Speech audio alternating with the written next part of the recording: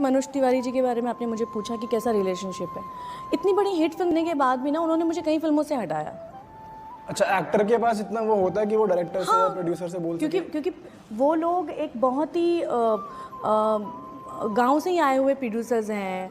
उनके लिए सब कुछ करता रहता हीरो है। अब हीरो नाराज हो जाए कि ये हीरोइन क्यों ली तुमने, मैं नहीं आ रहा और शूटिंग ये पे। तब है जब आप वो दे चुके हो, ऑडिशन वगैरह सेलेक्ट हो चुके हो, तब ऐसा हटाया? वैसे ही? यस। मैंने तो, मेरे साथ तो ऐसा भी हुआ है कि मैंने फिल्म साइन की है, चेक लेकर आई हूँ घर पे, और फिर डायरेक्टर ने रोते हुए कॉल किया है कि मैम वो चेक लौटा दीजिए ना, वो रानी ऐसी सी बात है।